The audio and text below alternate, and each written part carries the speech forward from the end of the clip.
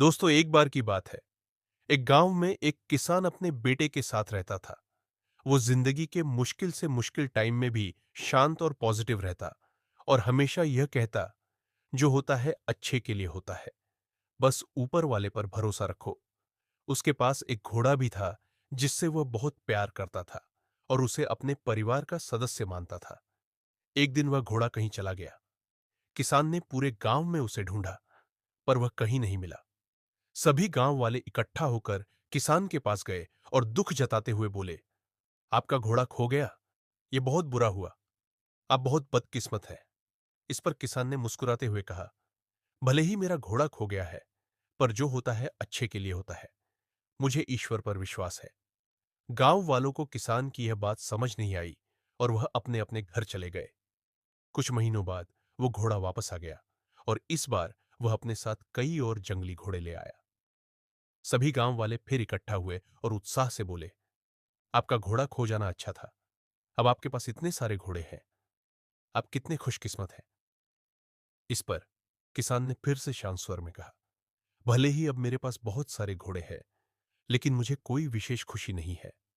जो होता है अच्छे के लिए होता है।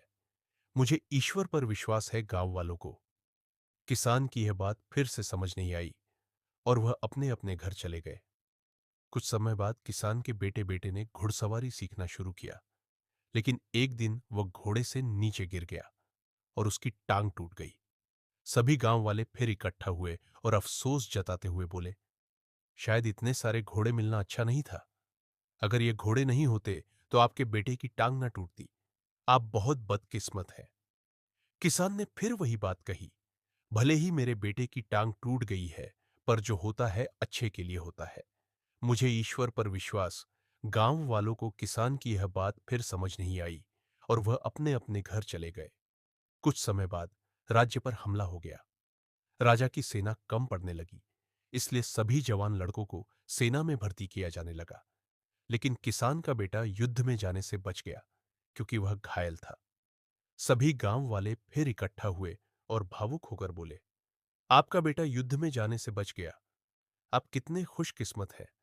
पर हम सब बहुत दुखी हैं, क्योंकि हमारे बेटे युद्ध में चले गए। हमें नहीं पता वह वापस आएंगे भी या नहीं। गांव वालों ने किसान से पूछा, हमने आपको जीवन के मुश्किल से मुश्किल वक्त में भी शांत और पॉजिटिव रहते देखा है। आप ऐसा कैसे कर लेते हैं।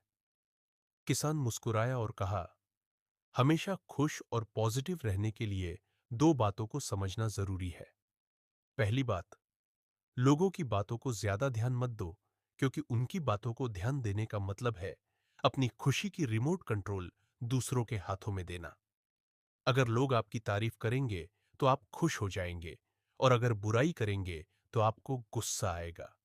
अगर आप लोगों की बातों पर ध्यान दोगे तो आपका दिमाग अशांत हो जाएगा और आप अपने जीवन के जरूरी कामों पर ध्यान नहीं दे पाओगे। दूसरी बात, कभी भी किसी बात को तुरंत अच्छा या बुरा मत कहो।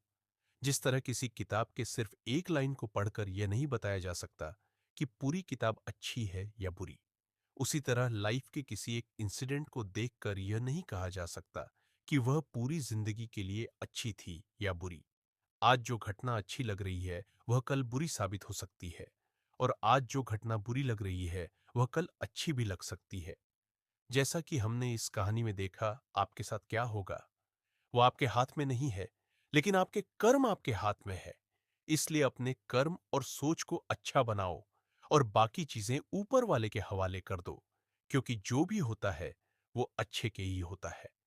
बस ईश्वर पर भरोसा रखो। दोस्तों, हमारे आसपास कई लोग हैं जो अपनी जिंदगी में मुश्किल दौर से गुजर रहे हैं। हो सकता है कोई हिम्मत हार चुका हो, कोई खुद को अकेला महसूस कर रहा हो, या कोई अपनी परेशानियों से लड़ते लड़ते थक चुका हो। शायद सिर्फ एक सही बात सही समय पर किसी की पूरी जिंदगी बदल सकती है। अगर आपको यह कहानी पसंद आई और इससे आपको प्रेरणा मिली, तो इसे जरूर शेयर करें। क्या पता आपका एक शेयर किसी के जीवन में रोशनी ले आए, किसी को उम्मीद दे दे, या किसी को फिर से मुस्कुराने की वजह मिल जाए। शुक्रिया दोस्तों। मिलते हैं अगली वीडियो में।